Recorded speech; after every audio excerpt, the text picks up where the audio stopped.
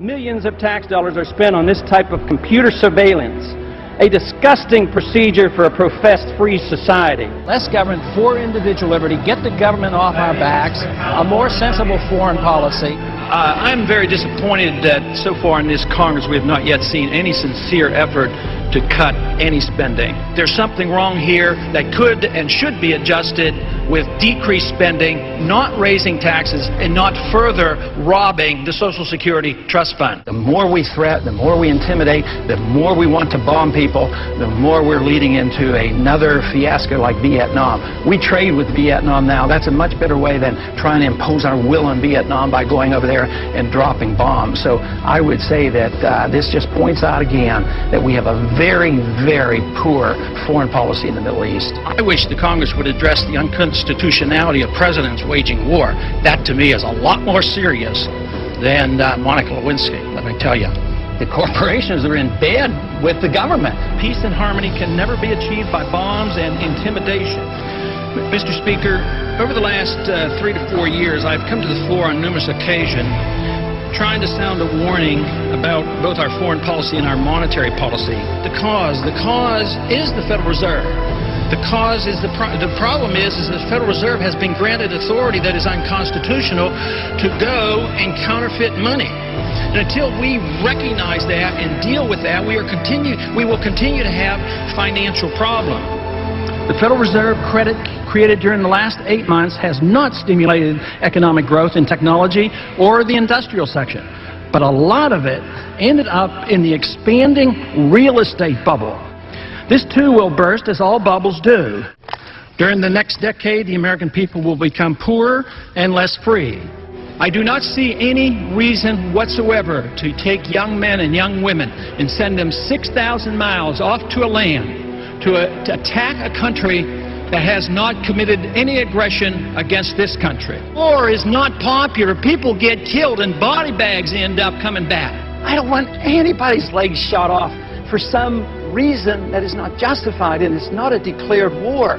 I think that should be the litmus test of everybody in this country and everybody over on that hill too.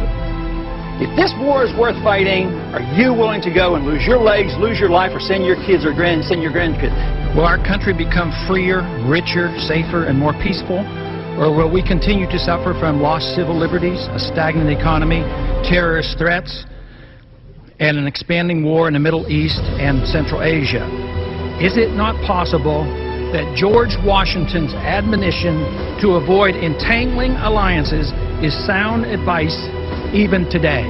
Both candidates supported the war in Iraq and the continuation of it. Both supported the Patriot Act and its controversial attack on personal privacy. The true patriot will repeal the Patriot Act, is what they will do. Both candidates supported increased spending in almost all categories. I'm the most conservative member here. I have voted, against more spending and wasting government than anybody else. Freedom, prosperity, and peace. Just come home. We just marched in. We have allowed our nation to be overtaxed and overregulated and overrun by bureaucrats. The founders would be ashamed of us for what we're putting up with. A system designed to protect individual liberty will have no punishments for any group and no privileges. Today, I think inner city folks and minorities are punished unfairly in the war on drugs. I think this is not a consequence of free markets. What's happening is there's transfer of wealth from the poor and the middle class to the wealthy. This comes about because of the monetary system that we have. When you inflate a currency or destroy a currency, the middle class gets wiped out. So the people who get to use the money first, which is created by the Federal Reserve System, benefit. So the money gravitates to the banks and to Wall Street. So that's why you have more billionaires than ever before. Today, this country is in the middle of a recession for a lot of people. Michigan knows about it. Poor people know about it. The middle class knows about it. Wall Street doesn't know about it. Washington, D.C. doesn't know about it, but it's because of the monetary system and the excessive spending.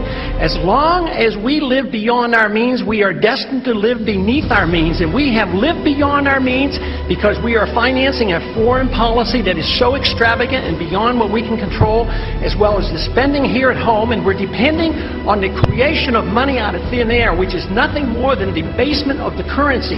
It's counterfeit, and it is a natural, predictable consequence that you're going to have people benefit from it and other people suffer. So if you want a healthy economy, you have to study monetary theory and figure out why it is that we're suffering, and everybody doesn't suffer equally or this wouldn't be so bad. It's always the poor people, those on retired incomes, that suffer the most. But the politicians and those who get to use the money first, like the military-industrial complex, they make a lot of money and they benefit from it. It's trillions of dollars we're spending on these wars.